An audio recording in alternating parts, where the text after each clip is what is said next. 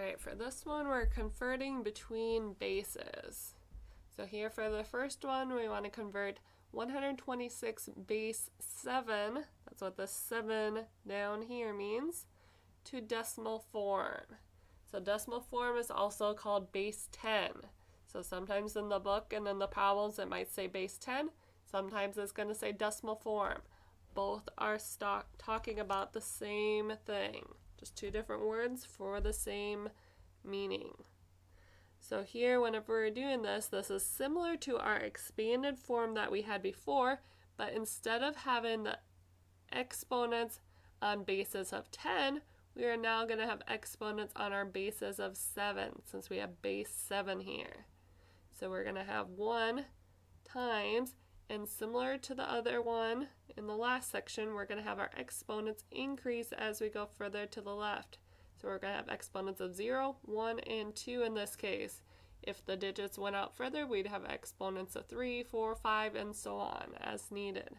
So we'll have a 1 times 7 to the second power plus 2 times 7 to the first power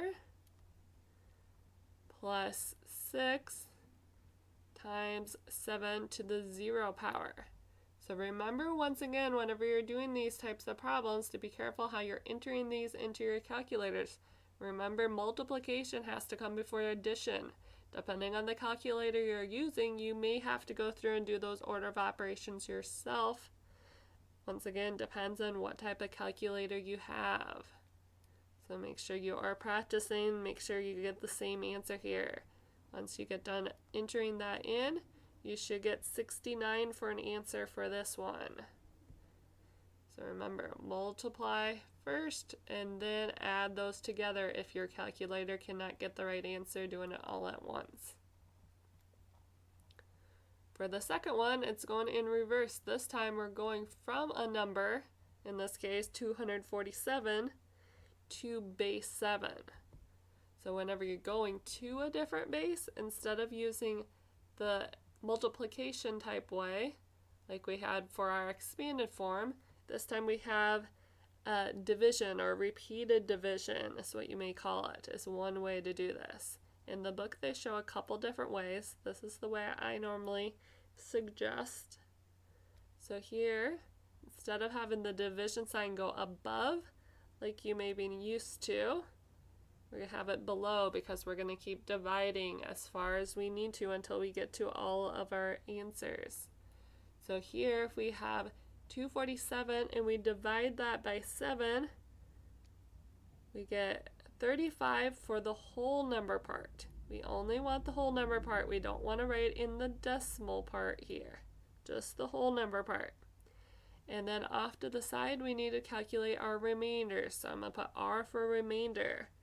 So we do the 247 that we had there, minus whatever you get whenever you do the 7 times 35 to figure out what was left over. This is one way that you can calculate it if you do not see what it is off the top of your head by the decimal value. So in this case, we get a remainder of 2 for the first one. For the next one, we divide by 7 again. So if we divide that by 7, we get 5. If we do 35 minus the 7 times 5,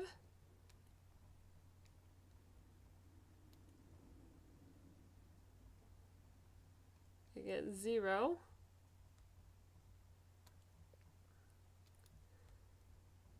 So make sure that you do write in if you get a remainder of 0. Don't just leave it blank.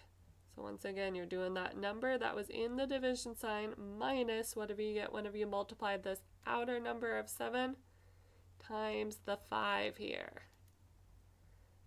And then you want to make sure to keep going until you can't divide that outer number into the inner number anymore. So like in this case, the 7 will not go into 5 at all.